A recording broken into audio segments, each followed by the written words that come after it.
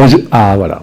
Bonjour à tous, bienvenue pour cette session où nous allons vous parler de contraception féminine au long de la vie, tout au long de la vie, pardon. Lors de la séance de préparation, l'idée qu'ont eu les intervenantes a été de prendre le suivi d'une patiente, l'histoire d'une patiente qu'on voit dans nos cabinets aux différents âges de la vie, afin de faire le point en fonction des âges et des moments et de son histoire, quelle c'est la contraception la plus adaptée, les avantages, les inconvénients et les risques qu'on prend pour elle en fonction des choix que l'on peut faire.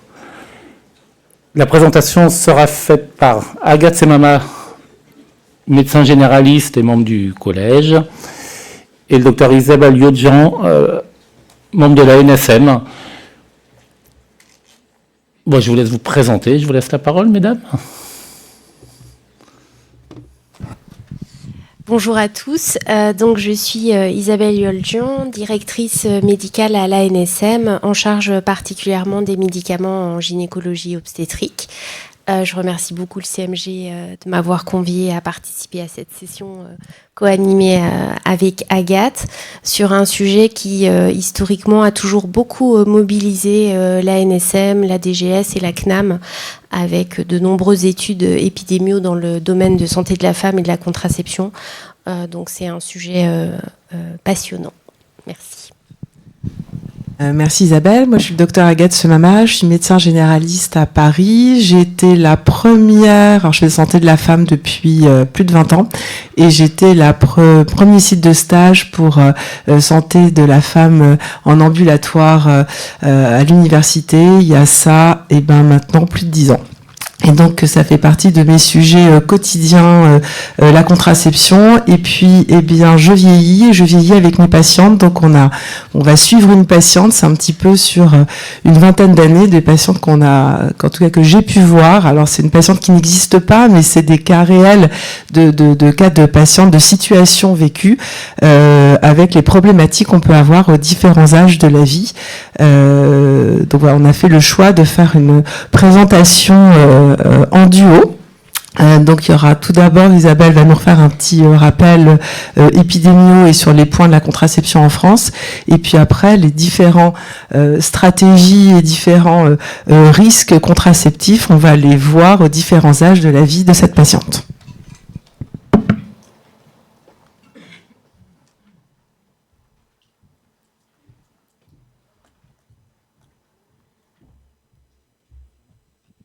Et juste, ce qu'on vous propose, c'est qu'on va dérouler toute la présentation et on répondra aux questions à la fin. Donc gardez bien les questions que vous aurez. En précision, ni Agathe ni moi n'avons de conflit d'intérêt. C'est important de le dire. On va déjà commencer par dresser le paysage de la contraception en France avec une enquête de l'INSERM et de Santé publique France et puis les données de vente de ces médicaments. Tout d'abord, un bref rappel sur les modes de contraception que vous ne connaissez bien, donc je ne les ai pas vraiment détaillés. On aurait pu prendre le parti de classer en deux parties la contraception féminine et la contraception masculine, mais force est de constater que pour la contraception masculine, on n'a pas grand-chose, en tout cas en méthode validée. Donc généralement, on parle plutôt de deux blocs, la contraception médicamenteuse qui est essentiellement hormonale et la contraception non hormonale, avec à l'intérieur de ce bloc le dispositif intra-utérin au cuivre, qui est un dispositif médical, en opposition au dispositif intra-utérin au lévonorgestrel, qui lui est un médicament. À l'intérieur de ce bloc de méthodes non hormonales, nous avons toutes les méthodes barrières, préservatifs, spermicides, diaphragme. Et puis, de l'autre côté, dans les méthodes hormonales, la pilule classique œstroprogestative, le DU au lévonorgestrel notamment, le patch, l'implant, l'anneau vaginal, en gros. Et puis bien sûr, il y a toutes les méthodes dites naturelles, mais nous n'allons pas en parler spécialement aujourd'hui. Si on regarde l'utilisation des différentes méthodes contraceptives en France en 2023, on se rend compte que le paysage de la contraception en France a subi une profonde mutation qui prend sa source dans les années 2013 et qui va instaurer une tendance qu'on observe toujours aujourd'hui à partir de 2023. Et c'est ce que nous montre l'enquête de l'INSERM, l'ANRS, MIE, SPF de 2024 qui a débuté en 2019. C'est la 4e enquête nationale en France sur la sexualité. Elle a été réalisée sur un panel d'échantillons par entretien téléphonique chez plus de 30 000 patientes, avec également remplissage d'auto-questionnaires. Et ce que nous enseigne cette enquête, c'est ce qu'on avait donc déjà vu depuis 2016, une désaffection globale pour l'utilisation de la pilule œstroprogestative dans toutes les classes d'âge, donc entre 18 et 49 ans. Et vous voyez qu'entre 2000, 2005 et 2023, on a perdu à peu près 20% d'utilisation de la contraception orale combinée, puisqu'en 2023, donc environ 27% des femmes utilisent la pilule. Le deuxième enseignement, c'est que le moyen contraceptif qui est plébiscité actuellement, c'est vraiment le dispositif intra-utérin,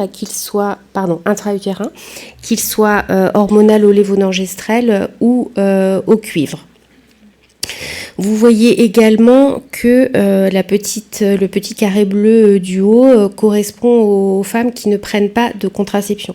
Pas de contraception, ça veut dire vraiment rien. Pas de préservatif, pas de méthode barrière ni naturelle, donc 0. Et on est donc quand même quasiment à 10% de femmes qui ne prennent rien du tout.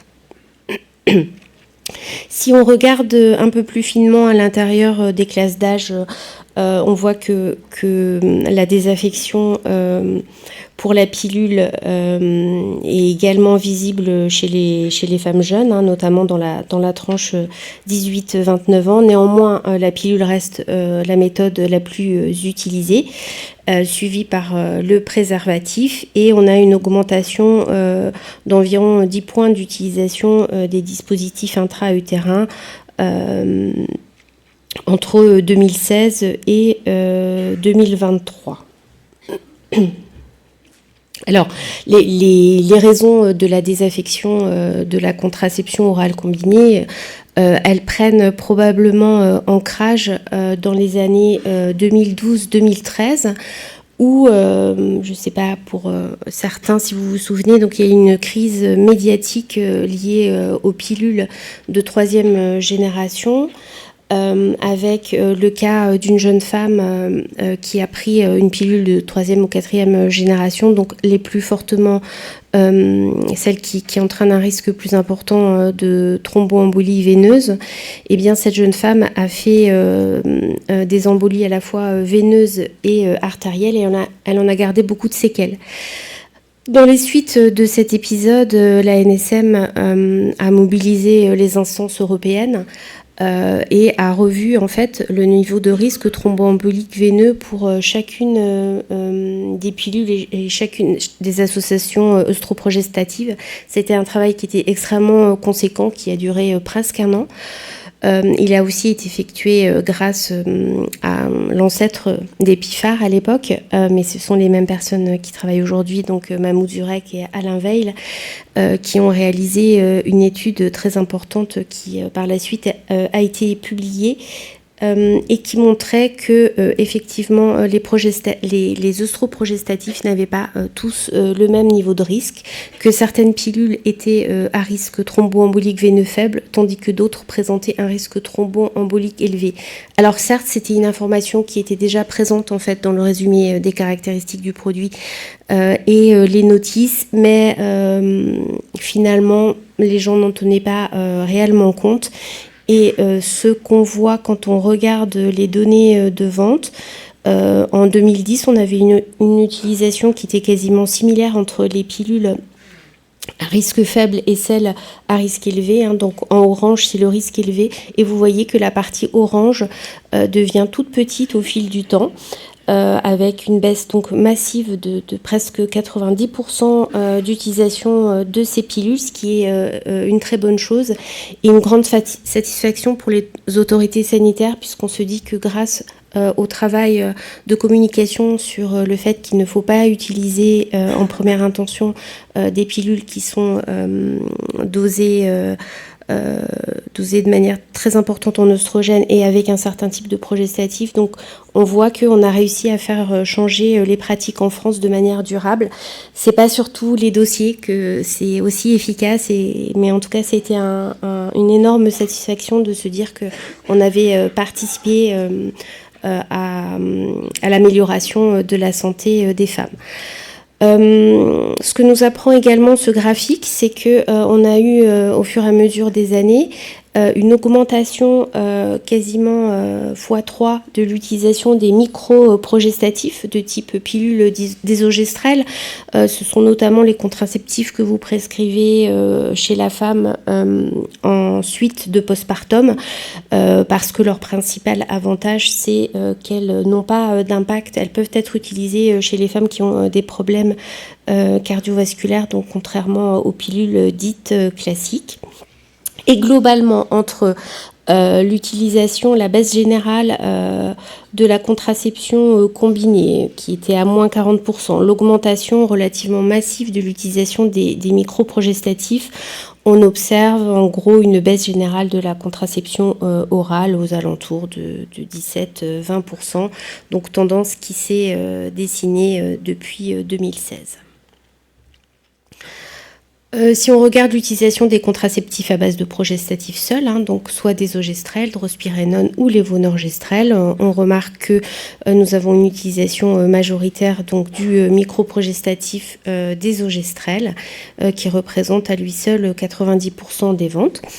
Donc au total, grande satisfaction sur l'utilisation des contraceptifs hormonaux combinés avec un recours majoritaire aux pilules les moins thrombogènes. Ce sont celles qui associent le lévonorgestrel et un petit dosage en éthinoestradiol, qui représentent environ 1,5 million de femmes traitées en France en 2023, mais c'est stable en 2024 aussi.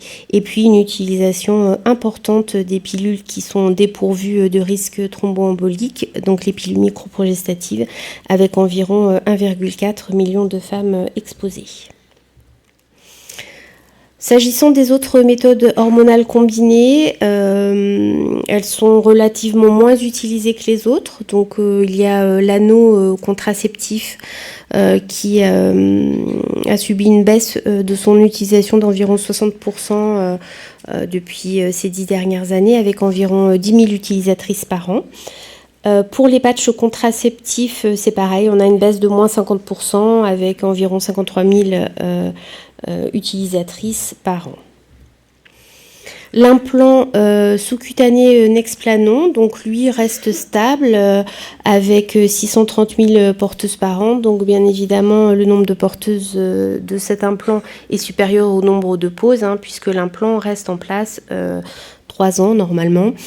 On a eu envie avec la CNAM de s'intéresser au profil d'utilisation de ces patientes. Et on voit que ce sont en majorité des femmes jeunes avec un âge moyen inférieur à 30 ans. Enfin, les dispositifs intra-utérins, donc victimes de leur succès, avec une utilisation très importante qui a beaucoup augmenté en 10 ans. On voit que l'utilisation est relativement équilibrée, mais avec un peu plus de femmes porteuses de DIU au cuivre et 2 millions de femmes porteuses de DIU au lévonorgestrel. Le profil des femmes en fait qui utilisent ces deux dispositifs n'est pas tout à fait le même, et pour celles ou ceux que ça intéresse, je vous invite à regarder les études d'Epiphar sur la caractérisation des profils d'utilisation. Donc on sait notamment que les femmes qui sont porteuses de DIU hormonales, elles sont généralement, elles ont plus de comorbidité, par exemple, et contrairement aux femmes qui sont porteuses de DIU au cuivre.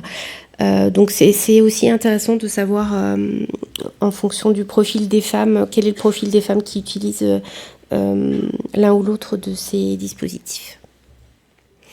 Enfin, la contraception d'urgence, ça nous semblait important avec Agathe de parler de cette contraception, parce qu'elle peut être effectivement prescrite par vous si vous avez une patiente qui ne souhaite pas avoir finalement une contraception régulière. Alors, je ne suis pas en train de dire que la contraception d'urgence doit être utilisée tous les 2 jours. Bien évidemment, non, parce qu'elle n'a pas la même efficacité. Mais en tout cas, on voit qu'elle est en augmentation constante en termes d'utilisation, que Norlevo donc, est la pilule la plus utilisée et que Ulipristal progresse également pas mal. C'est finalement normal qu'il soit moins utilisé que le Norlevo puisqu'il est arrivé beaucoup plus tard. Et globalement, l'observation des ventes est corrélée à la prise en charge à 100% par l'assurance maladie. Donc c'est vrai que depuis que les femmes peuvent se procurer la pilule sans frais, elles sont de plus en plus utilisées, ce qui est une bonne chose, bien sûr. Et je laisse la parole à Agathe maintenant.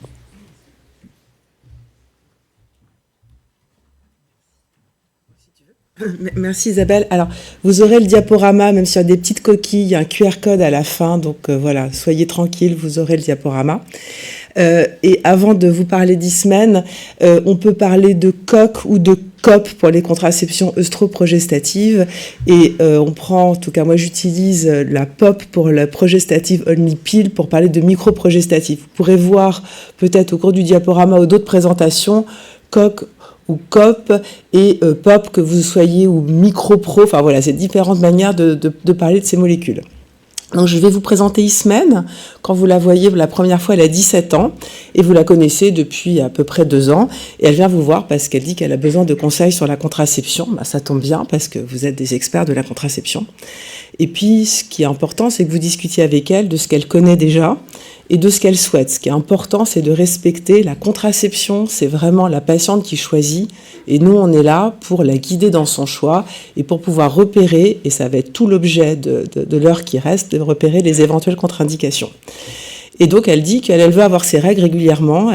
C'est important qu'elle ait ses règles, mais qu'elle a règles un peu douloureuses et puis qu'elle se plaint un peu d'acné. Et puis, comme vous êtes des experts de la contraception et de la contraception chez les jeunes de moins de 26 ans, vous abordez aussi le sujet des infections sexuellement transmissibles. Alors, ce qui est important de rechercher, et ce de façon systématique, à l'interrogatoire, et c'est à 17 ans, à l'examen clinique, c'est point attention, il n'y a pas d'autres choses importantes à faire, c'est surtout l'interrogatoire et d'avoir un interrogatoire, et vous aurez à la fin les points récap hyper systématiques, donc les éventuelles contre-indications cardiovasculaires et thromboemboliques, et puis elle n'en a pas, ni personnelle ni familiale, elle ne fume pas, elle a une tension à 115/65, elle a un IMC à 20,5.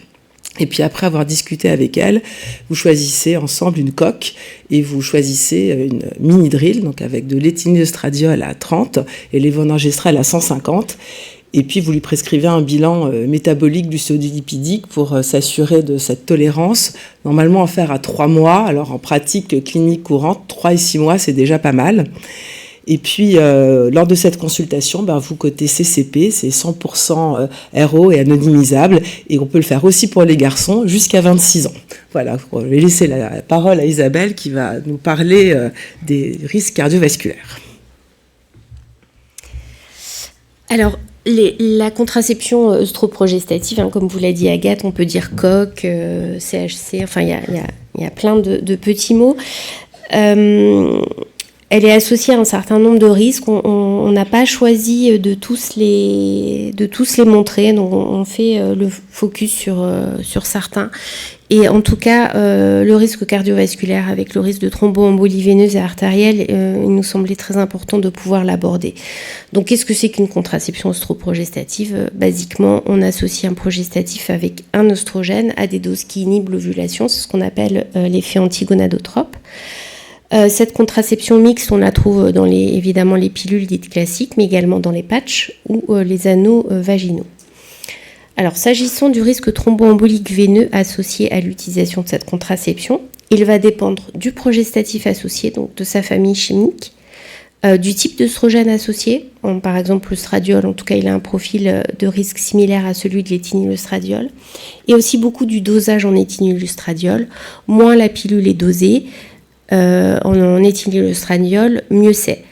Par contre, il est vrai que parfois, des femmes ne sont pas contrôlées avec 20 microgrammes d'éthényl-œstradiol et que ça peut engendrer des spottings. Et dans ce cas-là, même si on a débuté par la pilule dite la plus sécurisante, c'est-à-dire 20 microgrammes d'éthényl-œstradiol et du lévonorgestrel, parfois on va être obligé de changer pour augmenter un petit peu et passer à 30 si les spottings sont gênants et s'il y en a trop.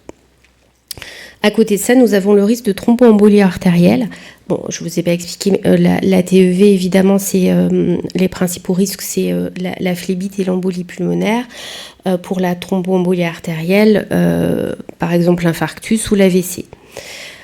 Alors celui-là, par contre, quel que soit le progestatif utilisé, le risque est similaire. Contrairement au risque thromboembolique veineux, c'était un des grands enseignements également de l'étude d'Epiphare. Pas de différence sur le risque artériel s'agissant du progestatif. Mais, de manière similaire au risque thromboembolique veineux, plus on augmente le dosage en éthényl-œstradiol, plus le risque de thromboembolie artérielle augmente. Pour la patiente, eh bien, ce qui augmente son risque cardiovasculaire, évidemment, c'est l'âge, la consommation de tabac, son IMC, les antécédents personnels ou familiaux de thromboembolie veineuse ou artérielle, l'hypertension, les dyslipidémies, les cancers, tout ce qui augmente le risque thrombogène. Et je vous invite d'ailleurs à regarder régulièrement la base publique du médicament, ou voir le Vidal, si c'est plus simple, mais finalement il y a tellement d'informations que de temps en temps ça fait du bien de se remettre au clair avec une petite lecture. Même nous, je vous rassure, on est obligé d'y retourner assez souvent parce qu'on ne connaît pas tout par cœur. Là, on vous présente un tableau de classification des pilules par niveau de risque. Alors, on n'aime plus trop utiliser l'appellation seconde, troisième ou quatrième génération, tout simplement parce que ça ne correspond pas au niveau de risque. Certes, le lévonorgestrel, c'est une des premières pilules, mais dans les pilules récentes, on a les pilules au norgestimate qui, elles, comme vous le voyez, sont associées à un risque faible. Donc, on préfère l'appellation par niveau de risque faible, risque intermédiaire, risque élevé. Et donc là, vous avez à titre indicatif les fréquences. D'une manière générale, ce qu'il faut se dire, c'est que les pilules qui ont un risque élevé, elles ont un risque qui est 2 fois plus important qu'une pilule à risque faible. Alors, je voudrais revenir sur des choses qu'on a beaucoup entendues malheureusement au moment de la crise de pilules où on était taxé d'embêter les prescripteurs qui nous disaient que le risque en fait était très faible et que en gros 2 fois 0 ça faisait 0. Alors non. 2 fois 0, ça ne fait pas 0 quand on parle d'un risque grave. Et bien sûr, une embolie pulmonaire peut parfois entraîner le décès. Donc, voilà, c'est vraiment important de savoir que les pilules qui ont un risque élevé ont quand même un risque 2 fois plus important que les autres. Alors, bon, je ne pouvais pas faire autrement que de vous parler des risques oncologiques liés à la contraception parce qu'on s'occupe également des médicaments en oncologie. Donc, et puis, il y a eu beaucoup de choses qui ont été diffusées sur ces aspects. De très nombreuses études ont montré qu'il existait un léger surrisque de l'ordre de plus 30% de cancer du foie, du sein et du col de l'utérus. Pour ces 2 derniers, le risque diminue néanmoins au fil du temps après l'arrêt. Très récemment, en fait, plusieurs études sont sorties et ont montré que ce léger surrisque du cancer du sein était identique pour toutes les contraceptions hormonales, également donc pour les progestatifs seuls, pour le dispositif intra-utérin au lévonorgestrel. Et là encore, en fait, quand on réfléchit, c'est pas étonnant, puisqu'il s'agit bien d'une hormone qui diffuse. Et pour l'implant, donc pour toute la contraception hormonale. Et de fait, dans les résumés des caractéristiques du produit, vous avez bien une contre-indication à la prescription d'une contraception hormonale pour toutes les tumeurs hormonodépendantes, donc notamment le sein et l'utérus. Alors sur la demande d'Agathe, qui avait peut-être un peu peur que je torpille la contraception de manière massive par rapport au risque. Donc j'ai mis quelque chose qui n'est pas dans le RCP, je l'ai quand même mis au conditionnel, mais néanmoins c'est sur le site de l'INCa, donc il y a tout lieu de penser qu'on peut se fier à cette étude. Les femmes sous contraceptifs hormonaux risqueraient moins d'être atteintes d'un cancer de l'ovaire ou de l'endomètre, selon une étude parue dans le Lancet. Et également une autre étude épidémiologique dans le JAMA Oncologie qui aurait montré que la contraception orale pendant au moins 10 ans diminuerait le risque de cancer de l'ovaire de 40% par rapport à l'absence de contraception orale.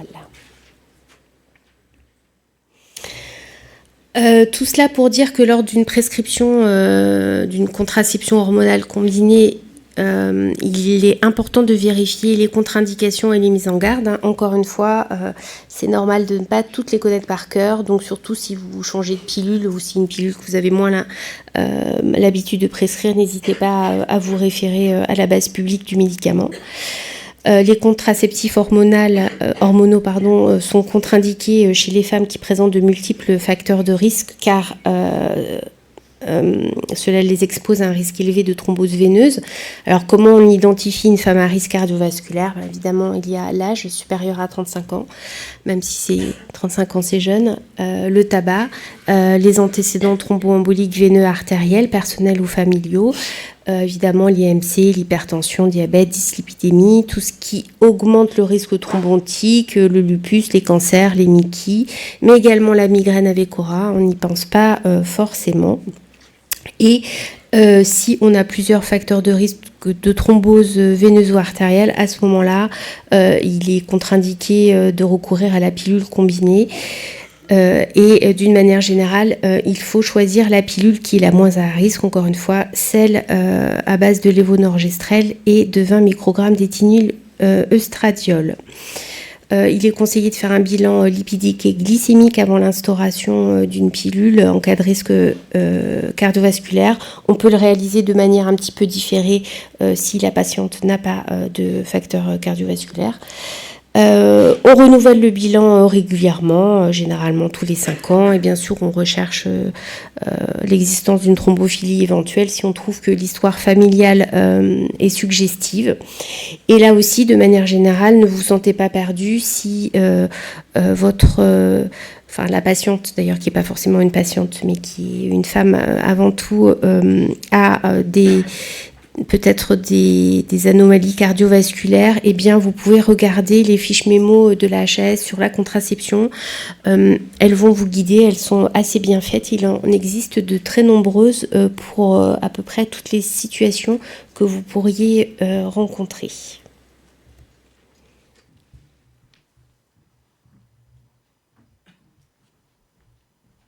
On m'a dit qu'il fallait que je parle plus fort, je ne pensais pas qu'on me le dirait un jour. C'est un peu compliqué, hein. Moi je dis souvent à mes internes, c'est une matrice à multiples entrées, puis après il faut rentrer dans la matrice et on devient matrix. Mais c'est un petit peu ça qu'on peut envisager la contraception. En tout cas c'est comme ça que j'envisage. Ismène a maintenant 25 ans et donc elle est venue vous voir régulièrement pour discuter notamment de sa contraception et pour la renouveler et son suivi gynécologique. Et donc, comme elle sait qu'il faut faire son premier frottis à 25 ans, eh ben, vous lui faites son premier frottis et puis vous renouvelez sa pilule dont vous lui avez demandé si elle était satisfaite et si elle la tolérait bien. Avant de la renouveler, quand même, vous reprenez votre fiche et votre plan sur l'interrogatoire et donc vous la questionnez sur son observance, sa tolérance. Si elle prend d'autres médicaments ou éventuellement des compléments alimentaires qui pourraient interférer sur l'efficacité de cette pilule, si elle est bien à jour de son bilan métabolique, et puis si elle a des facteurs de risque cardiovasculaires ou thromboemboliques personnels, peut-être qu'elle vous aurait pas dit qu'elle aurait fait un accident, ou familial. Et puis là, vous apprenez que sa maman a fait, il n'y a pas très longtemps, à 52 ans, une phlébite et son papa un infarctus du myocarde, il a 54 ans. Et donc là, toutes les contraceptions œstroprogestatives, qu'elles soient orales, transcutanées ou par voie vaginale, sont contre-indiquées. Et donc vous discutez avec elle des différents types de contraception et puis finalement, elle choisit un stérilet au cuivre. DIU, alors petit aparté, DIU c'est dispositif intra-utérin, et puis on peut dire DIU aux hormones, au lévonorgestrel, ou SIU pour système, comme le disait Isabelle, puisque c'est pas un dispositif, mais c'est un médicament, puisqu'il y a des hormones. Alors moi aussi, il faut que je parle plus fort, donc on va essayer. Donc là, même si vous avez tous, évidemment, vous en posez régulièrement en pratique, on a détaillé un petit peu les différents dispositifs intra-utérins qui sont à votre disposition s'agissant des DIU au lévonorgestrel. Donc vous voyez qu'ils ont des tailles parfois un peu différentes, en particulier le Kilena qui est un peu plus petit et qui est souvent d'ailleurs privilégié pour les nullipares, mais on peut bien sûr utiliser tous les autres. Ils ont des indications évidemment qui sont la contraception avec des durées de pause variables, hein, c'est fonction du dosage en lévonorgestrel. Et puis certains ont l'indication ménorrhagie fonctionnelle, notamment le Mirena qui est utilisé dans l'endométriose, puisque ce sont des médicaments qui permettent d'obtenir une aménorrhée, donc c'est très utile quand on a une endométriose, puisque on contrôle la douleur en première intention en supprimant les règles. Ce sont des dispositifs qui ont une efficacité excellente, hein. Déjà, on ne les oublie pas. Enfin, en tout cas, ils ne sont pas sujets à une baisse d'efficacité liée à la pratique, puisque à partir du moment où ils sont posés, donc contrairement à la pilule qu'on peut oublier ou faire des erreurs de prise, on n'a pas ça avec le DIU, donc l'efficacité elle est évidemment excellente. S'agissant des risques, on peut avoir parfois des spottings, des douleurs abdominales, des aménorrhées, des effets indésirables plus graves comme la perforation utérine ou la grossesse extra-utérine. Ça arrive, hein, les perforations, les stérilés qu'on retrouve dans l'abdomen, c'est pas si rare que ça malheureusement. Et puis quelque chose qui est important, je voulais faire un petit focus sur les troubles de l'humeur. Dans le spectre troubles de l'humeur, il y a à peu près tout, hein. Ça peut être effectivement une petite baisse de morale, jusqu'à des choses très très graves, des dépressions sévères, tout simplement parce que c'est une hormone. Et pendant longtemps, les femmes ne savaient pas que le DIU au lévonorgestrel était un médicament. Donc ça, c'est aussi un des grands enseignements, je pense, de la crise des pilules, c'est que les femmes se sont rendues compte qu'en fait, les contraceptifs qui préviennent du risque de grossesse non désirée sont aussi des médicaments et comme tels, ils sont associés à des effets indésirables. Donc ça, c'était un grand changement, je pense, dans la mentalité. Et en 2017, on a eu une mini-crise Mirena, d'ailleurs, juste avant celle du Levothyrox, avec une déclaration très importante, plus de 3000 cas de déclaration d'effets indésirables, essentiellement neuropsy, en lien avec notamment le fait que les femmes n'étaient pas informées par leur médecin que leur dispositif était une méthode médicamenteuse hormonale, et donc elles se trouvaient totalement dépourvues et vraiment dans une détresse psychologique intense, ne comprenant pas pourquoi elles ressortaient certains types d'effets indésirables, puisqu'elles pensaient qu'elles avaient un dispositif, donc un stérilet banal, et donc pour elles, c'était pas du tout un médicament. Je ne reviens pas sur le risque de cancer du sein que nous avons évoqué, et donc je voudrais rappeler évidemment que ces médicaments sont utilisables chez la femme nullipare.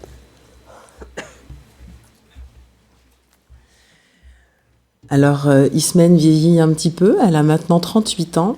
Entre-temps, elle a eu 2 grossesses que vous avez suivies et elle a choisi d'utiliser une contraception par préservatif depuis son dernier accouchement il y a 2 ans.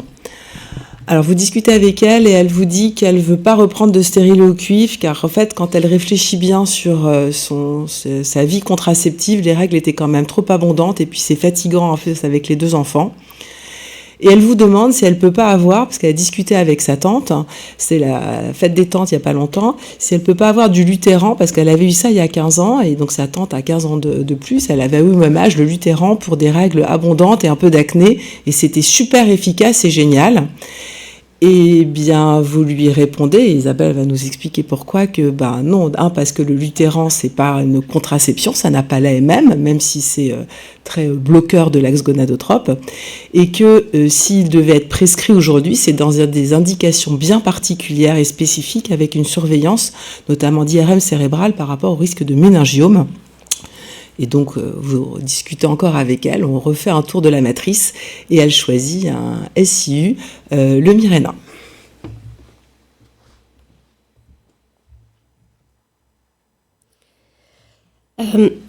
Donc effectivement, prescrire du Luthéran à visée contraceptive, s'il existe des alternatives thérapeutiques, n'est aujourd'hui plus recommandé depuis que nous avons fait des études épidémiaux sur risque de méningiome associé au progestatif. Donc ça va être l'occasion pour moi de vous parler de cet aspect. Donc, les progestatifs de type androcure, luthéran et luténil donc, ne sont pas des contraceptifs à utiliser en première intention, bien qu'ils l'aient été pendant très très longtemps. Il y a quand même un arsenal thérapeutique qui est relativement développé, comme vous l'avez vu sur la première slide. L'efficacité des méthodes contraceptives est quasiment similaire et elle est vraiment très bonne. Donc aucune raison en principe d'utiliser ce type de spécialité dans l'indication contraception pure chez la femme jeune. Il est préférable, ils doivent être utilisés en dernière ligne pour des pathologies gynécologiques qu'on ne pourrait pas contrôler, comme des fibromes avec des saignements importants, une endométriose grave. Et s'agissant de l'androcure, son indication, c'est l'hirsutisme sévère, puisque l'hirsutisme modéré ne relève pas d'un traitement par androcure en première intention. Comme ils sont associés à un risque de méningiome, il est important de pouvoir effectuer une surveillance par IRM cérébral. Je vais vous détailler ça un petit peu tout à l'heure. Et il est également très important de faire attention au switch entre les progestatifs. C'est-à-dire que si on a déjà été traité par un progestatif à risque, même si on arrête et qu'on reprend un autre progestatif, on ne repart pas de zéro. Donc il est hyper important de faire un inventaire hormonal de la prise contraceptive depuis finalement le début de la vie contraceptive de la femme pour voir où est-ce qu'on en est et décider ou pas si on va faire une IRM cérébrale avant un switch. Enfin, on va le détailler aussi plus tard, mais je voudrais insister un peu lourdement dessus. Comme vous le savez, Epiphar a fait une nouvelle étude épidémiologique qui essayait d'évaluer le risque de la contraception orale avec la pilule progestative désogestrel en comparaison à la pilule lévonorgestrel. Et un risque de méningiome a été observé, qui est néanmoins très très faible et sans commune mesure au risque de méningiome sous androcure luténile et luthéran. Et de fait, la NSM a décidé de ne pas préconiser de suivi régulier par imagerie cérébrale, autre que si bien sûr il y a une urgence neurochirurgicale avec une compression du nerf optique ou ce genre de choses.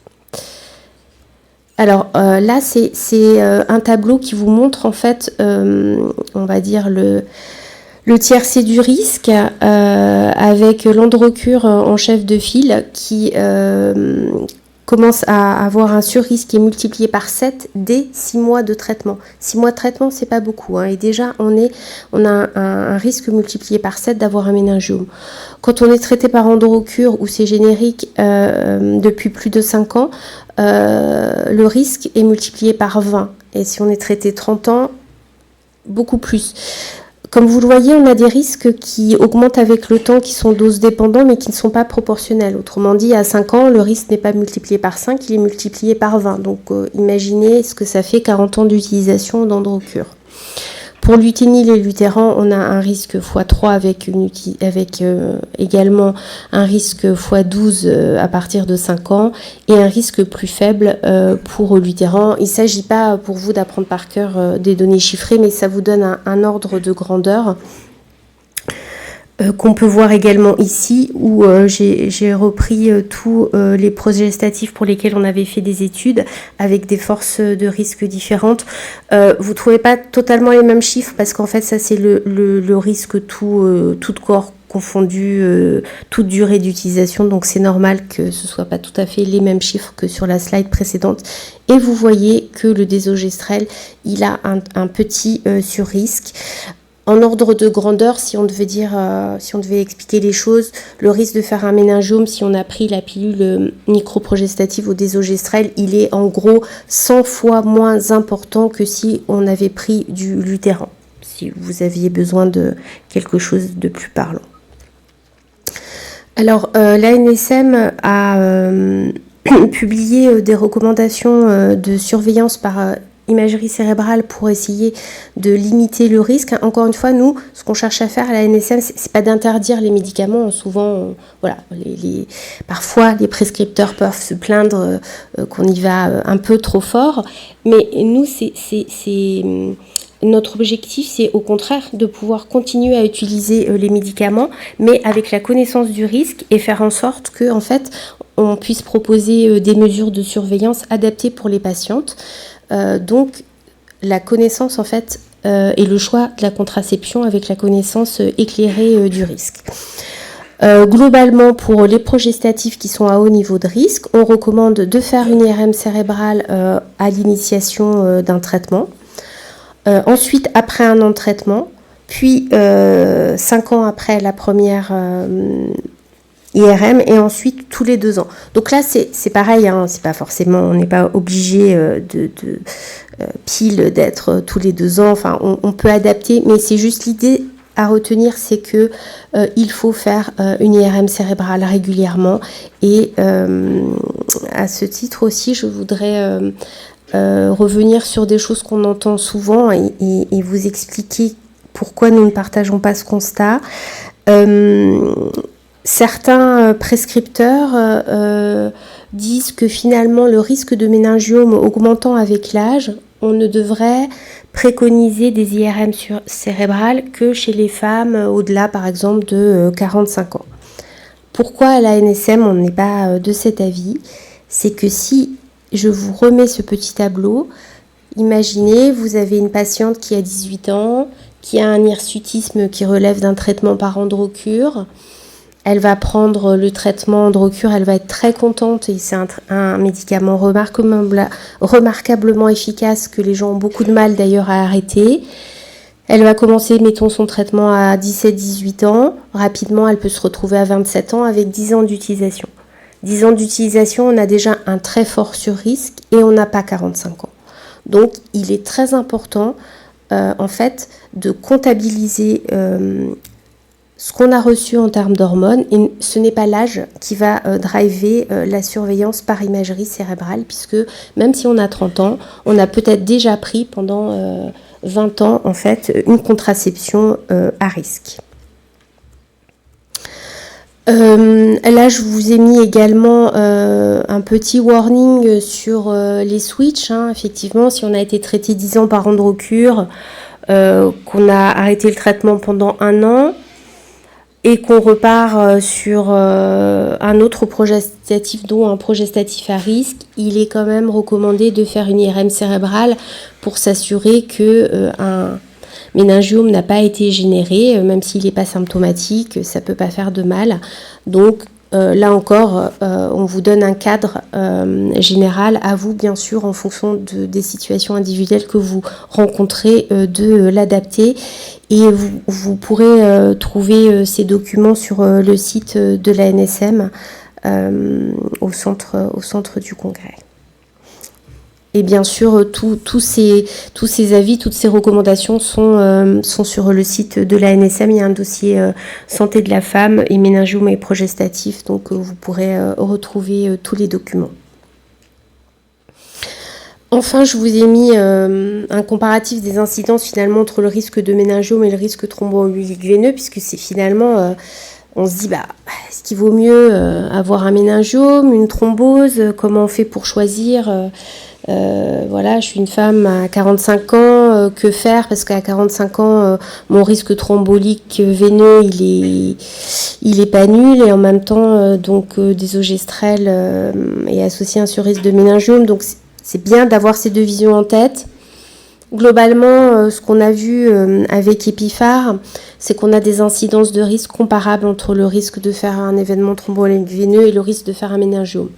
Simplement, l'embolie pulmonaire, elle est plus aiguë et elle peut conduire au décès malheureusement assez rapidement. Le méningiome, c'est évidemment un peu différent. Il s'installe dans la durée, l'évolution est plus lente, mais évidemment, il s'agit d'un risque très grave, puisque parfois, on doit intervenir avec des séquelles potentielles, notamment de type épilepsie. Mais Epiphar va conduire un travail plus fin pour permettre d'établir ces comparaisons, probablement aussi en fonction de l'âge.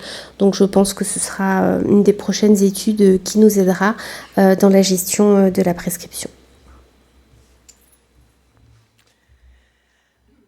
Maintenant, Ismène a 43 ans, et puis comme elle a son Mirena et que c'est bien pratique parce que ça s'oublie, c'est aussi fait pour. Elle vient un peu moins régulièrement, puis des enfants en bas âge, c'est compliqué aussi à gérer.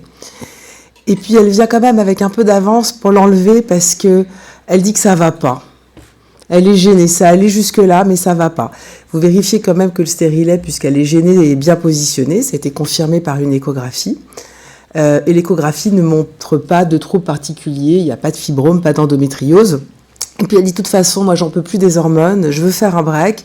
Donc vous discutez avec elle des différentes possibilités. Elle dit non, mais moi je veux rien entendre, je vais me débrouiller. Et puis voilà, le petit C, c'est aussi pour Corinna qui m'avait dit un jour, ta patiente a fait la méthode nature et découverte. Et alors elle avait découvert, puisque je la voyais une semaine après pour l'écho de datation. Mais c'est souvent, vous allez... Non mais... après, c'est le choix de la patiente, hein. Faut vraiment les écouter, mais il y a des fois où on n'en peut plus de prendre des hormones, et je pense qu'il y a pas mal de femmes dans l'assistance, et peut-être aussi les hommes, et donc du coup, de vous mettre peut-être aussi à contribution. Il y a des moments où on a envie d'avoir d'autres signaux, d'autres repères. Et donc, vous abordez quand même avec elle, encore une fois, oui, très bien, vous faites comme vous voulez, les autres méthodes, et notamment... la contraception masculine, elle dit qu'elle en discutera avec son conjoint, et notamment vous avez pu discuter de la contraception thermique et la vasectomie. Donc il y a un petit livret spécifique fait par le collège sur la contraception masculine. Et donc vous lui enlevez le stérilet, vous prescrivez quand même les préservatifs et la contraception d'urgence parce qu'au moins vous avez fait l'ordonnance, et puis elle pourra choisir comme elle veut.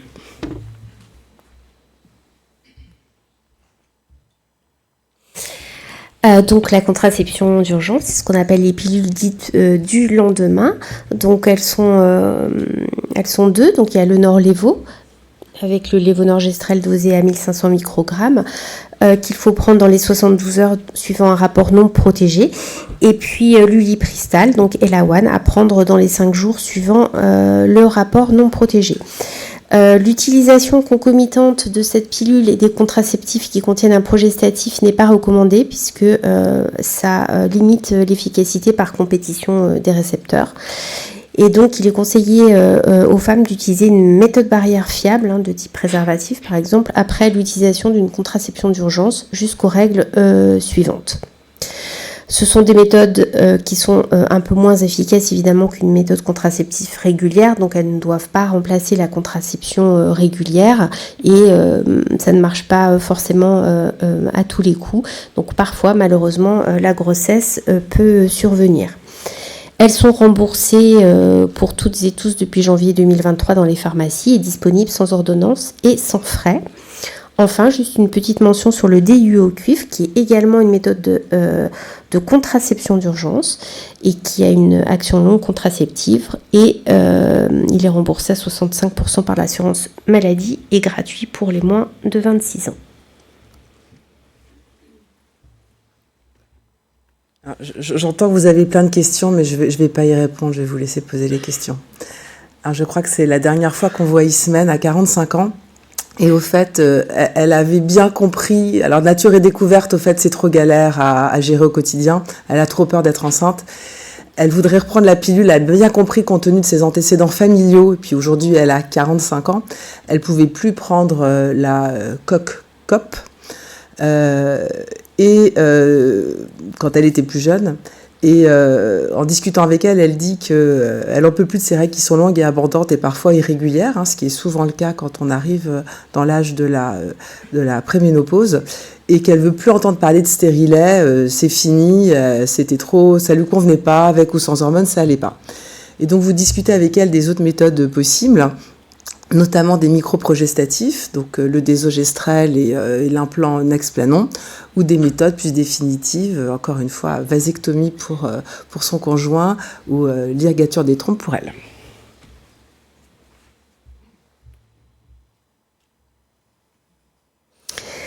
Alors, donc la pilule microprogestative au désogestrel, donc l'avantage c'est qu'elle n'est pas associée à un risque de thromboembolie veineuse ou artérielle.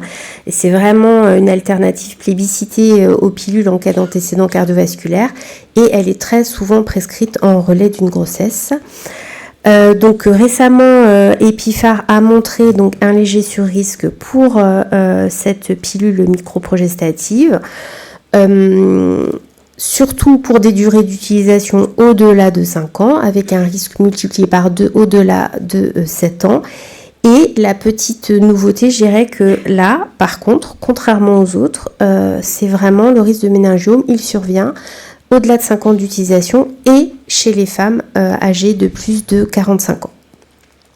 Là encore, on observe quelque chose de très habituel. Le surrisque, il apparaît encore plus marqué pour les femmes qui ont switché de l'uténil-lutéran vers désogestrel, où là on a effectivement un risque cumulé qui augmente. Mais néanmoins, on se rassure, on est dans un niveau de risque extrêmement faible, même si malheureusement pour la patiente qui développe un méningiome, si ça lui arrive, pour elle c'est du 100%. Donc, lors de la prescription de ce type de pilule, on va bien sûr interroger sur le risque de méningiome, l'exposition antérieure au progestatif à risque, donc c'est ce qu'on appelle l'inventaire hormonal, avec les durées respectives d'utilisation pour essayer d'évaluer au mieux le risque de méningiome de votre patiente. Si la patiente présente des symptômes neurologiques ou d'autres symptômes évocateurs de méningiome, il faudra lui faire une IRM cérébrale à l'instauration ou également à l'instauration de traitement si on a une exposition cumulée à des progestatifs à risque pendant plus d'1 an. Alors au-delà de 45 ans, c'est là où les choses se corsent, c'est que si votre patiente utilise du désogestrel, déjà, il n'y a pas besoin de lui faire arrêter ce médicament, ni en urgence, ni même forcément tout court, puisque le risque, il est très faible. Par contre, si vous décidez de poursuivre avec elle l'administration de ce progestatif, il faudra la surveiller. Ce qu'on a observé également dans la dernière étude d'Epiphar, c'est que cette pilule était utilisée jusqu'à des âges qui allaient au-delà de la ménopause. Donc juste un petit rappel, évidemment, ce n'est pas un traitement hormonal substitutif. L'indication, c'est la contraception. Donc à partir de la ménopause, on ne doit plus utiliser ce traitement. La zone compliquée, évidemment, toujours 45 ans. Donc à 45 ans, on est normalement plus éligible à une pilule œstro-progestative et il y a ce risque de méningiome. Donc il est important aussi pour vous de ne pas avoir peur de ce risque de méningiome et de ne pas faire de switch à l'envers vers de passer du désogestrel à la pilule œstro-progestative, puisque là votre risque thromboembolique risque de devenir très préoccupant. Sur cet aspect de la contraception chez la femme aux alentours de 40, 45 et plus, nous avons sollicité en fait la Haute Autorité de Santé pour qu'elle puisse approfondir les situations et proposer des alternatives de manière un peu plus précise. C'est pas notre rôle à la NSM et je pense que ça vous aidera aussi parce que c'est pas si simple effectivement la contraception à cet âge-là. Par extrapolation, comme vous le savez, en fait, le Nexplanon est un métabolite actif du désogestrel et il existe aussi des pilules œstro-progestatives non remboursées qui ont un 150 microgrammes de désogestrel, donc un doublement de ce principe actif. Donc par extrapolation, la NSM a considéré que les précautions qui s'appliquaient à la pilule au microprogestatif désogestrel 75 s'appliquait également au Nexplanon et aux pilules œstroprogestatives dosées à 150 microgrammes. Rapidement, quelques mots sur l'implant contraceptif. Il a une durée maximale de pause de 3 ans. Son efficacité peut être diminuée en fonction du poids corporel. Il y a beaucoup de données contradictoires dans la littérature. Un coup, on voit une étude qui dit l'efficacité elle est très fortement réduite en fonction du surpoids et de l'obésité. D'autres viennent contrer cet aspect. Néanmoins, le document légal, ça reste le résumé des caractéristiques du produit. Il précise bien que chez les femmes en situation d'obésité, il convient d'anticiper un changement de contraception parce qu'on suspecte une baisse d'efficacité. Sachant que le dernier rapport de l'adresse sur le surpoids et l'obésité a montré qu'un Européen sur 2 était en surpoids et ou en situation d'obésité. Donc c'est vraiment en fait un problème assez important, cette histoire de baisse d'efficacité avec le poids. Il y a aussi les interactions médicamenteuses qu'on va aborder. Alors ça, c'est quelque chose qui nous a aussi beaucoup occupé à la NSM. Pendant un certain nombre d'années, on a été très très inquiets de voir ce petit implant qui ressemble à un bâtonnet de cigarette migrer dans l'artère pulmonaire et engendrer donc des thoracotomies pour l'enlever. Donc autant vous dire qu'on n'était pas très serein. Et on a beaucoup travaillé et avec l'Europe et avec les prescripteurs et les associations de patients pour essayer de voir comment on allait pouvoir former en premier lieu les prescripteurs à ce risque. Donc on a fait des cartes patients, il y a des documents qui sont disponibles. On a aussi recensé les équipes qui savaient en fait retirer l'implant quand il migrait. Donc tout ça est maintenant bien codifié, de sorte qu'on est passé de 60 cas de migration dans l'artère pulmonaire à peine 2. Cette année, on a fait le bilan. Donc n'oubliez pas de vous former évidemment en présentiel à la pause et au retrait. Il faut vraiment vérifier les consignes du RCP et puis les consignes de pause, vérifier la bonne position de l'implant par la palpation, il se sent normalement, et demander à votre patiente également de le palper régulièrement. Il ne s'agit pas qu'elle se fasse des massages avec de la crème pour le faire migrer dans les veines et que ça se retrouve ailleurs après. Donc il faut palper mais pas non plus s'agiter trop dessus.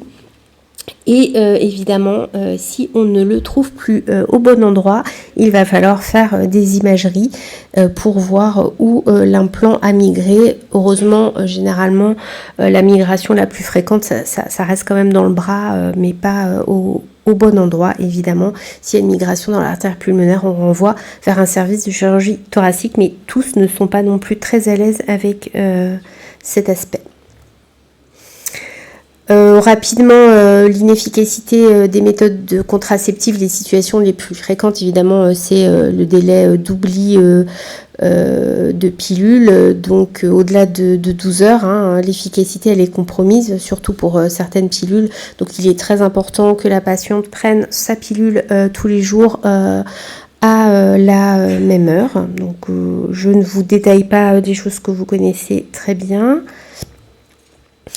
Un bref rappel sur les interactions médicamenteuses. Donc toutes les contraceptions hormonales sont concernées et certains médicaments diminuent les taux d'œstrogène et de progestatif. Ils sont inducteurs enzymatiques, donc ils vont diminuer l'efficacité de la méthode contraceptive. Donc là encore, elles sont très nombreuses ces interactions et ces médicaments. Donc vous les avez de manière exhaustive dans les résumés des caractéristiques du produit.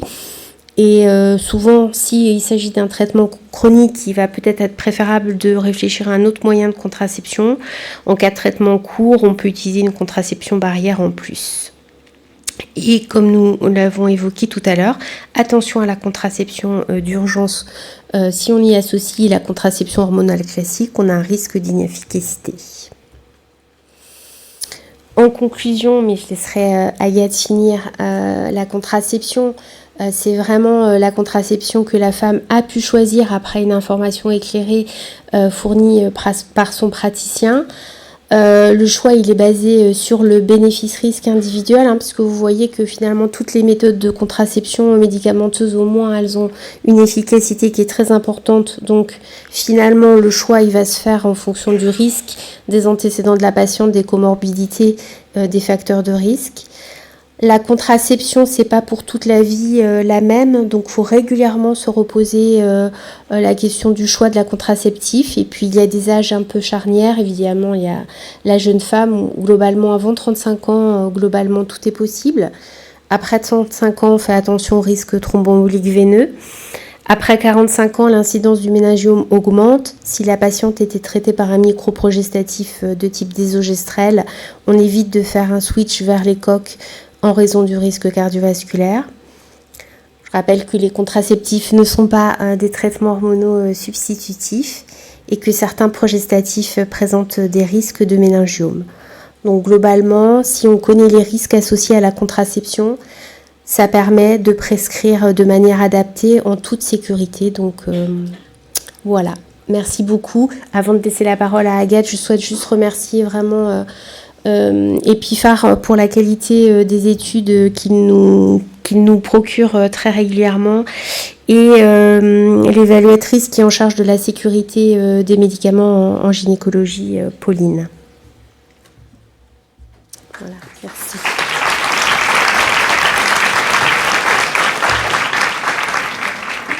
Je fais la deuxième conclusion, c'est parce qu'on est deux, du coup, on avait chacune des messages un peu différents, mais qui sont très convergents. Donc, il y avait 3 points importants pour moi pour ce sujet de la contraception. C'est l'interrogatoire. Enfin, je ne veux pas dire que l'examen clinique, il ne faut pas, mais c'est interrogatoire 80%, la clinique, je sais pas, 12%, et puis après, il y a un peu du reste, mais c'est vraiment très important d'interroger ces patientes. À chaque consultation, il faut revoir régulièrement, mais c'est à chaque renouvellement, à chaque consultation, à chaque fois qu'on voit les patientes, sur leur observance, la tolérance, et puis reprendre les risques cardiovasculaires et les risques veineux. Je ne vais pas les lire, hein, vous allez avoir le diaporama, et vous les connaissez par cœur, mais des fois, il faut l'imprimer, il faut se le mettre dans le fond d'écran, puis poser les questions à chaque fois, que ce soit systématique, parce que même quand on connaît, des fois, on oublie. Moi, je me fais avoir encore des fois régulièrement, je dis, mais comment ça, j'ai pas posé la question des migraines? Il me semblait que oui, alors peut-être que je l'ai pas posé, peut-être qu'elle a pas répondu, qu'elle a répondu non, puis qu'elle savait pas que c'était oui. C'est possible aussi. Petit aparté sur les migraines, elles savent pas ce que c'est que des migraines, les femmes. Donc, ok, vous avez des migraines, prenons le temps d'en parler, décrivez-moi vos céphalées, décrivez-moi vos maux de tête. Parce que des fois, c'est des vraies migraines avec aura, et des fois, c'est pas du tout des migraines, et on va pas du tout dans le même axe des contre-indications. Deuxième point, c'est informer les patientes, parce qu'elles peuvent avoir des idées. Moi, je dis, mais c'est quoi le cahier des charges? Quelles sont vos envies, vos besoins, vos demandes? Et puis, qu'est-ce qui est possible ou pas? Et puis, des fois, elles savent pas, donc il faut pouvoir les informer, parce qu'il y a des contraceptions qu'elles n'ont pas pensé qui pourraient leur convenir. Et puis enfin, dernier point, en faisant ce PowerPoint avec Isabelle, l'idée de l'inventaire hormonal, il faudrait qu'on puisse trouver aussi dans nos logiciels une manière de pouvoir bien garder tout ce qu'elles ont eu comme contraception. C'est peut-être un petit peu long, mais il y a peut-être des différents moments de la vie où on peut dire, finalement, toutes les contraceptions que vous avez eues, c'est quoi? Alors, soit on a pu les noter et le savoir parce qu'on a la chance de suivre semaine depuis qu'elle a 17 ans, mais si c'est pas nous-mêmes, de pouvoir avoir quelque chose de tracé pour pouvoir évaluer les risques, et notamment les risques de méningiome. Et dans l'inventaire hormonal, il n'y a pas que la pilule, il y a aussi les grossesses, les éventuelles stimulations qu'elles peuvent avoir pour PMA. Je vous remercie et vous avez la présentation que vous pouvez QR coder. Merci.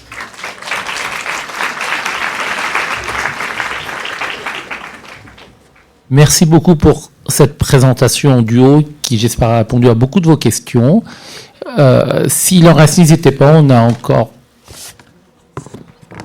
une demi-heure devant nous. Donc je vous propose de vous avancer sur les micros qui sont au milieu de la salle, de vous présenter et puis de poser vos questions. Bonjour, merci pour cette présentation. Moi je suis le docteur Cobert, je suis remplaçante en région parisienne, en libéral. Et je me pose la question de l'arrêt des microprogestatifs en périménopause. Et enfin, à partir de quel moment on décide de l'arrêter? Voilà. Donc ta question, si je la comprend bien, c'est effectivement de répondre.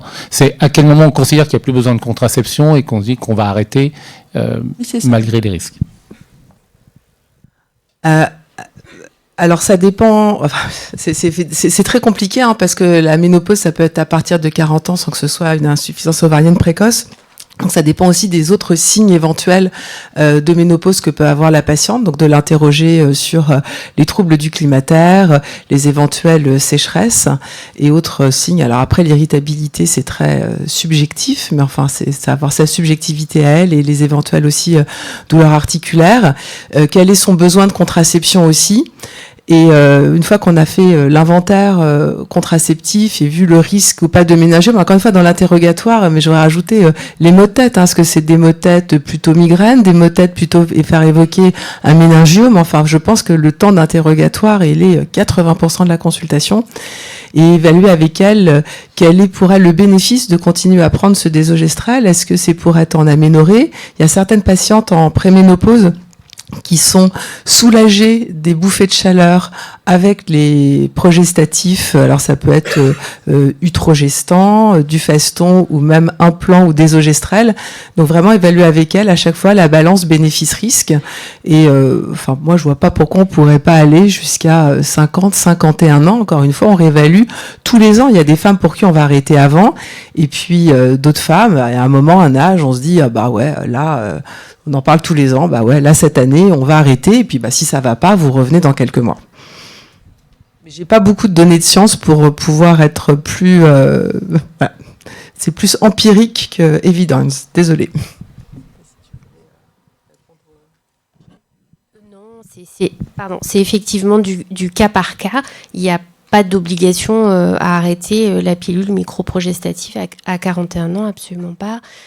Il faut effectivement discuter avec la patiente. Enfin, c'est vraiment du cas par cas. C'est impossible de répondre en bloc unanime sur cette question qui est très vaste. Voilà, d'où l'importance aussi de pouvoir solliciter la HS pour essayer de répondre de façon plus granulométrique à ce type de question qui est effectivement fondamentale dans la pratique. Mais il n'y a pas... compte tenu des risques que nous avons évoqués, en tout cas, il n'y a pas d'obligation d'arrêter le désogestrel à 41 ans, par exemple. Alors, merci. Alors, moi, je suis médecin à Toulouse depuis 30 ans. Et merci pour cet exposé très fourni, très pratique. J'ai une première question qui vient de la précédente. Est-ce que tu peux parler plus près du micro ? Oui. Parce qu'il y a une deuxième salle qui écoute aussi. Alors, quelle est la fiabilité des dosages de FSH, LH dans cette période, justement, quand les patientes sont sous contraception hormonale ? Ah bah ça, je peux répondre. Sous contraception, FSH, LH, on peut rien en tirer. Même les microprogestatifs ? Même les microprogestatifs, faut arrêter au moins 1 mois. Donc, on prend le risque ou pas. D'accord, ok, merci. Et dans cette période de postpartum, vous nous proposez ces 3 microprogestatifs. Et pourtant, j'avais cru comprendre qu'il y en avait 2 d'entre eux qui étaient à risque élevé au niveau le désogestrel et l'autre. Alors, dans le postpartum, Ouais. on peut prescrire en contraception hormonale que des microprogestatifs. Ouais. Je ne suis pas sûre que la drospirénone seule, enfin Slinda de son nom de marque, ait été évaluée. En tout cas, plutôt Microval, donc les Levonorgestrel ou le désogestrel. C'est les 2 qu'on peut prescrire dès le postpartum immédiat, éventuellement l'implant. J'avais mal compris une diapo, alors. Il me semblait que... C'est pareil, vous avez les fiches mémo de la HAS, il y a une fiche mémo spécialisée dans la contraception du postpartum. Donc n'hésitez pas, parce que c'est vrai que c'est hyper complexe, il y a beaucoup de choses. Donc c'est vraiment le document de référence, elles sont très claires. Donc il y en a 12 ou 13. Merci. L'évogestrel, dans tous les cas, là, avec Microval, on peut, sans problème. Ouais, sauf que le délai d'oubli, c'est 3 heures. Donc, c'est ça. Parce qu'on voit... Sans compter les spottings, c'est son gros problème. Et oui, on voit beaucoup plus de Cerazette, du coup. Merci.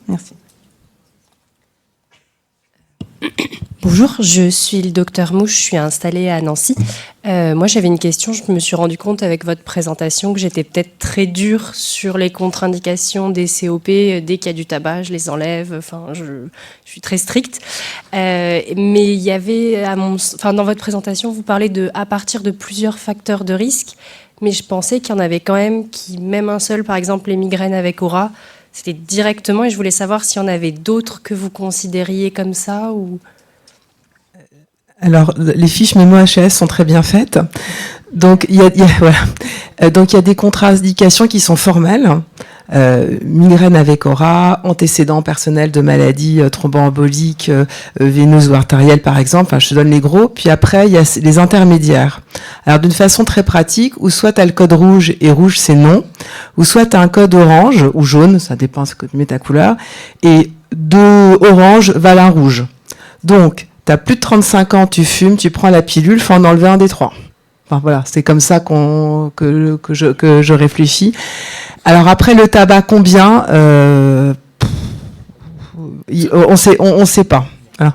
Y a pas. Sur le tabac, il n'y a pas de données. Par contre, du coup, c'est l'occasion, c'est la moins de 35 ans qui fume et qui veut prendre la pilule, de travailler sur celui qui est le plus intéressant à cet âge-là, c'est d'arrêter de fumer. Du coup, tu as des arguments aussi pour lui dire, à un moment, il faudra faire un choix. C'est où j'ai plus de copains, où j'ai plus de rapports, où j'arrête de fumer. Alors, j'ai dit, regarde, moi, c'est comme ça que je le dis, en consultation. Mais c'est juste les faire réagir et se dire qu'à un moment, on est sur des facteurs de risque. Et notre rôle, c'est de prévenir les facteurs de risque et celui-là, on peut avoir une action. Après, là où c'est compliqué, c'est qu'il vaut mieux éviter des grossesses non désirées. Quand bien même elle a plus de 35 ans, qu'elle fume et qu'elle est sous bad cop, voilà, c'est à nous tous notre quotidien difficile, parce que c'est de l'entretien motivationnel, sûrement pour qu'elle arrête de fumer. Merci. Bonjour, je suis Patricia Vieira, je suis médecin généraliste dans le Val d'Oise depuis environ 10 ans et j'ai 3 questions. Vous avez parlé de contraception d'urgence et ça diminuait la contraception, enfin j'ai pas très bien compris la contraception habituelle, donc je voulais juste savoir s'il y avait un protocole en cas de contraception d'urgence avec la contraception habituelle. La deuxième question c'est, j'ai fait un DU de gynéco et en fait il me semble que plus on prend une contraception œstroprogestative, plus le risque diminue au fur et à mesure des années, donc je me dis, une femme de 36 ans qui a 10 ans de contraception... Risque de quoi ? Le risque thromboembolique. Et je me dis, une femme de 36 ans, faut-il être vraiment sévère et lui dire, là c'est terminé, sachant qu'il n'y a aucun risque cardiovasculaire familiaux ou thromboembolique. Enfin, il n'y a aucun risque associé. Et la dernière question, c'est œstroprogestatif en postpartum, à partir de combien de temps ? Ça, je ne me rappelle plus. Voilà. Bon courage. Alors, il y a plusieurs questions. Sur l'histoire de l'âge, ce qu'on disait tout à l'heure, la bonne contraception, c'est celui que la femme choisit. Et après, on est bénéfice-risque, grossesse non désirée, IVG ou continuer la contraception un certain temps, le temps de discuter et de mettre des choses en place. Je pense qu'on a un bénéfice-risque qui est une réflexion à avoir à ce moment-là. À propos du risque thromboembolique, qui est la question numéro 2, il y a un léger il y a un surrisque, une petite augmentation du risque les premiers mois d'utilisation, il y a une espèce d'effet plateau, puis ça redescend. Oui, si elle la prend depuis 10 ans, elle la prend depuis 10 ans. Après, si elle n'a pas de contre-indication à poursuivre sa contraception progestative, elle n'a pas de contre-indication à la poursuivre, point. Mais jusqu'à quel âge on peut se dire point? Alors, moi, je dirais entre 40 et 45 ans. Donc, faut amener doucement les paliers d'âge. Enfin, on vieillit très vite. C'est très ingrat pour ça, la contraception. Mais, ouais, vous avez dit, mais je suis jeune. J'ai dit oui, je sais. Mais pas en contraception. Et d'amener doucement au changement. Après, moi, je me souviens quand j'ai commencé il y a 20 ans, on disait qu'on pouvait prescrire la COP jusqu'à l'âge de 50 ans. Et moi, j'essaie de pas poursuivre au-delà de 45 ans, mais il y a des fois c'est compliqué. Voilà. Après, il y avait la première question. C'est la contraception d'urgence. La contraception d'urgence. Je sais pas si tu veux répondre sur. Donc la contraception d'urgence, en tout cas, je vous recommande d'avoir comme habitude de prescription de la prescrire systématiquement avec les préservatifs. Les femmes qui sont sous contraception hormonale, donc du coup, qu'ils soient des pilules microprogestatives ou œstroprogestatives, il faut leur prescrire le lévonorgestrel ou Norlevo. Car si elles prennent de l'ulipristal, peut y avoir un effet compétition et du coup une inefficacité de la pilule, et on n'a pas vraiment donné d'études pour dire combien de temps. Donc de réserver l'ulipristal en contraception d'urgence aux femmes qui ne prennent pas de contraception hormonale, genre nature et découverte ou pas du tout, et plutôt sinon le Norlevo, et d'utiliser des méthodes barrières pendant au moins 7 jours, après éventuellement jusqu'aux règles, mais minimum 7 jours après. Même avec le Norlevo. Même avec le Norlevo, ouais. Oui, parce qu'en fait, le mécanisme, c'est que ça décale l'ovulation. Donc, pour peu que la patiente l'ait prise au bon moment, ça a décalé l'ovulation de 3 jours, et ben, si elle n'a pas d'utiliser le préservatif, c'est un pari. Et la troisième question, c'était à quel moment on prend la contraception au moment du postpartum, dès la sortie de la maternité? Non, contraception œstroprogestative. Ah, Alors ça dépend entre ce que dit, j'ai plus les chiffres, entre l'OMS et ce que dit la HAS. Alors l'OMS dit qu'on peut, à partir de 6 semaines du postpartum, s'il y a 0 facteur de risque et pas d'allaitement, et sinon on est plutôt en France sur du 6 mois. Mais bon, après... Et en cas de césarienne, bah ça change rien. même par rapport au risque, d'accord. Non. Merci beaucoup. Bonjour, je suis le docteur Annabelle Rabireno, je suis médecin généraliste remplaçante. Je voulais savoir si vous aviez vu un taux d'IVG, des nombres de grossesses non désirées augmenter à la suite de l'évolution de la contraception qu'on observe depuis ces 10 dernières années, et en effet un abandon des hormones. Un rejet des hormones. Alors vous avez le suivi des IVG donc, est fait annuellement par la DRES. Pendant très très longtemps, il est resté stable aux alentours de 200 000 IVG par an. Et là, depuis 2 ans, il a augmenté un peu. On est à 220, 230 IVG, mais juste depuis 2-3 ans. Peut-être est-ce lié effectivement à l'abandon de toute méthode contraceptive, hein, qui est assez fort chez les jeunes femmes. C'est sûrement possible. Après, on a aussi beaucoup facilité les politiques de l'IVG en France. On a décalé les délais. Enfin, voilà. Donc il y a beaucoup de choses qui permettent et c'est très très bien. Donc il y a pas, enfin, de notre point de vue, c'est pas un mauvais chiffre qui est une augmentation des IVG en France. C'est aussi le marqueur que notre pays est capable de proposer ce qu'il faut pour les femmes, comme la contraception d'urgence. Il s'agit pas de culpabiliser les femmes si elles prennent 4 fois la contraception d'urgence dans le mois. Tant mieux, ça existe. Donc il n'y a pas de cut-off d'utilisation au-delà duquel on se dit oh là là c'est pas bien. Donc moi j'ai envie de dire tant mieux. Ça veut dire que l'IVG est accessible, ça se passe bien. Voilà. Et j'avais 2 autres questions assez rapides. Dans votre diapositive tableau bleu contre tableau vert, méningium contre risque cardiovasculaire, on était bien en train de comparer le désogestrel, c'est ça? Pas le luténil lutéran? Ouais, c'est ça. Oui. Oui, c'est bien ça. OK. Et ma dernière question... l'autre fois, je me suis retrouvée à chercher une pilule sans dioxyde de titane, puisque là, on parle des principes actifs. Est-ce qu'on fera des recherches là-dessus? C'est quand même... Et pourquoi il ne fallait pas qu'il y en ait? Pardon? Pourquoi il ne fallait pas qu'il y ait du dioxyde de titane? Parce que c'est interdit dans l'alimentation, c'est une molécule qui est reconnue comme cancérigène, et que c'est une question des patientes quand même aussi. Il n'y a pas de pharmaco. Colle tout le monde. Donc, ouais, on n'a pas la réponse. Et toutes les pilules en contiennent? C'est ça que je me suis jamais posé cette question-là, des excipients. De ce que j'ai trouvé, oui. Ouais. On va se retourner vers la NSM si vous pouvez regarder. Ouais. L'année prochaine, tu auras la réponse. Voilà, peut-être pour l'année prochaine. Vraiment, merci pour cette question. Les excipients des pilules. OK.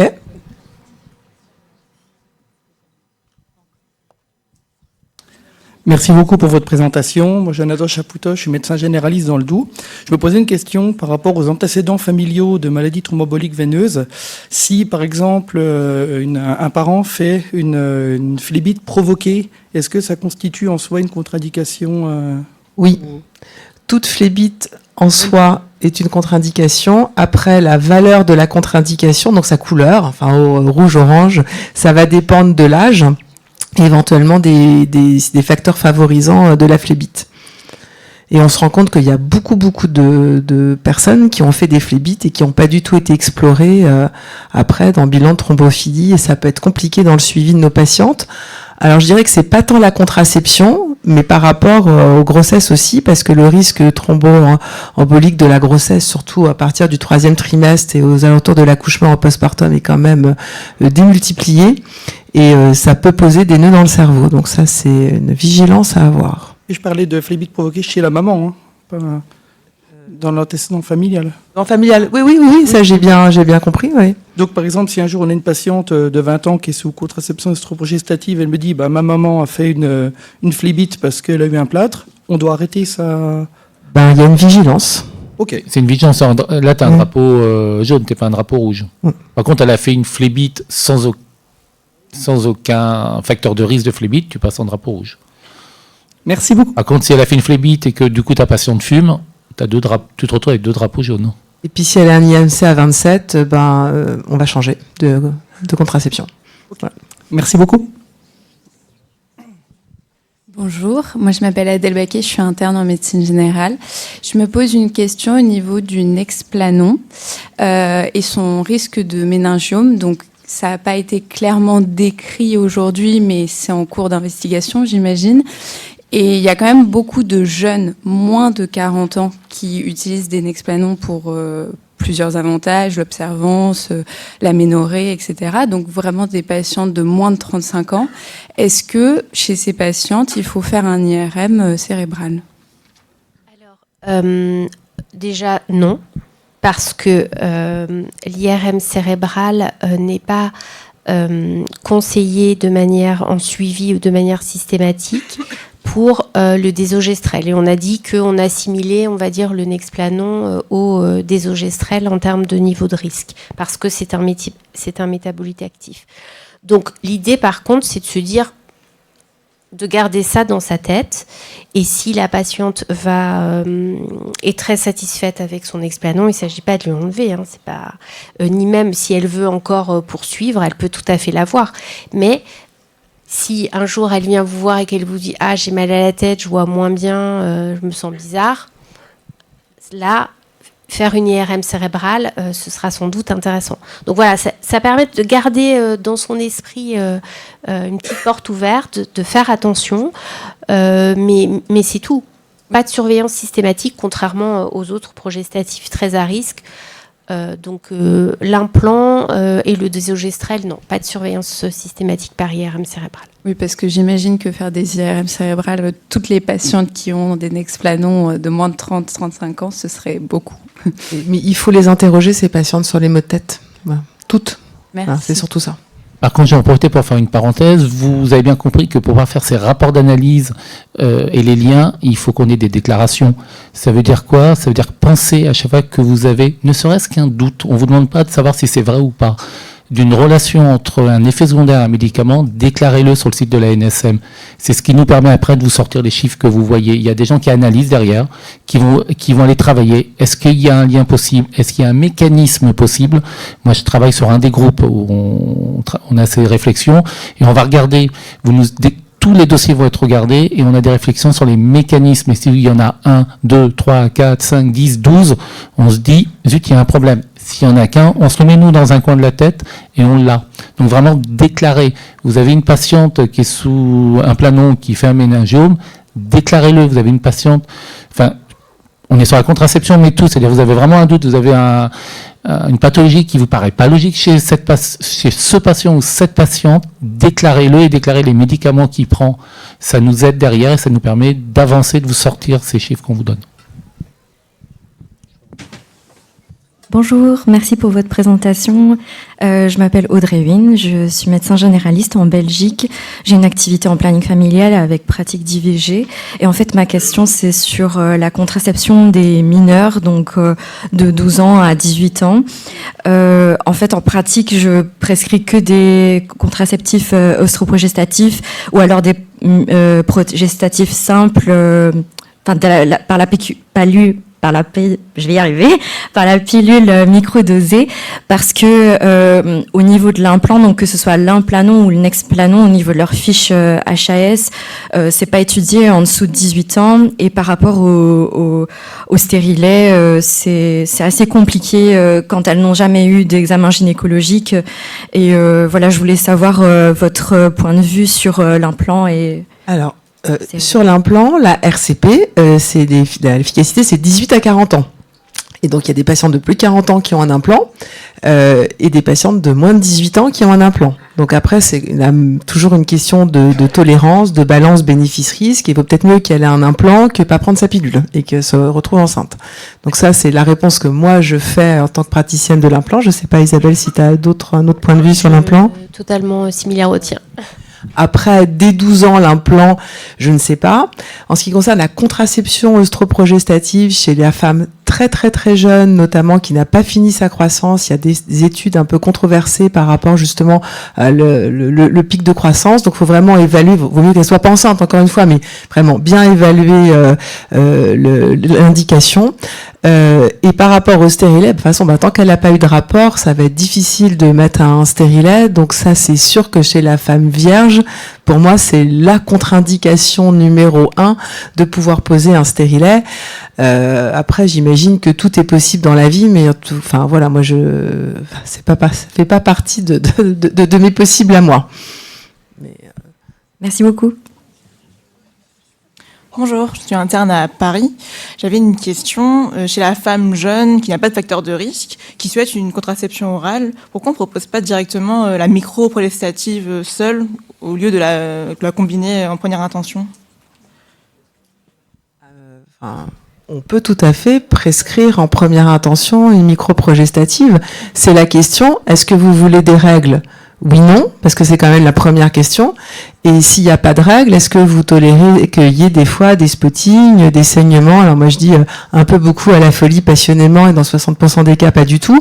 Et il y a déjà une grande partie de la réponse dans la question, c'est quoi son cahier des charges à elle ? Il faut partir de ses besoins à elle et de ce qu'elle connaît. Et si elle connaît pas, lui donner l'information des autres possibilités contraceptives.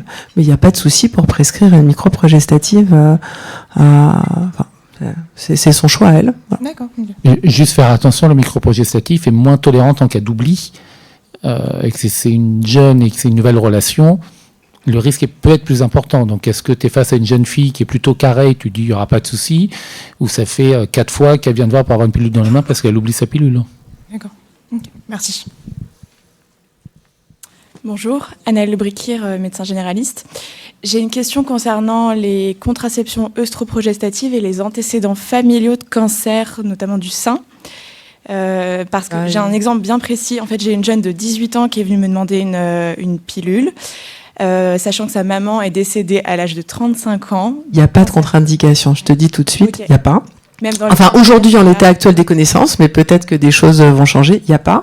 Okay. Il y a quand même une vigilance à avoir, puisque même les femmes qui sont mutées BRCA 1 ou 2, moi je travaille avec Dominique Stopalionnet à l'Institut Curie en oncogénétique, j'avais oublié son nom, pardon. Et donc, il y a vraiment, pour faire le point avec elle régulièrement, il n'y a pas de contre-indication. Par contre, il y a une super surveillance, une super vigilance, et ces femmes-là qui sont à risque ont de toute façon une surveillance par imagerie mammaire bien particulière, qu'elles prennent ou pas des hormones. Voilà, mais il n'y a pas de contre-indication. Après, c'est du lait sur le feu. Hein. Alors, pour peu qu'elle fume et qu'elle ait 35 ans, enfin, voilà. Et on est toujours dans ce même, on est reparti pour un tour. En tout cas, s'il y a que ça, c'est pas une contre-indication. Ok. Juste pour préciser, effectivement, il y a une étude récente qui est sortie sur l'incidence du risque de cancer chez les femmes qui ont un cancer du sein BRCA muté, donc et qui prennent la contraception, donc il y a un surrisque qui est plus important, donc il y a une vigilance à avoir par rapport à cette mutation. Donc là, dans le cas de votre patiente, surtout, je pense que l'important, c'est qu'elle voit un oncologue pour la tester par rapport à sa mutation. Est-ce qu'elle a le BRCA 1 ou 2 ou pas, et ensuite de prendre la décision ensemble. En tout cas, qu'elle voit un oncogénéticien qui décide ou pas s'il y a des tests, et en fonction de sa décision, qui donne un protocole de suivi d'imagerie mammaire. Voilà, c'est ce qui était prévu. Ouais, bah, très bien. Merci. Bonjour, merci pour votre présentation. Gilles Perrard, médecin en Haute-Loire. Voilà. Que faut-il penser des femmes qui, après une prise de pilule œstroprogestive, ont une augmentation des migraines, mais sans aura, une augmentation de la fréquence et de l'intensité? Alors, j'ai pas compris. Sous pilule ou quand elles arrêtent? Sous pilule. Eh bien, ça peut faire partie des orange ou red flag.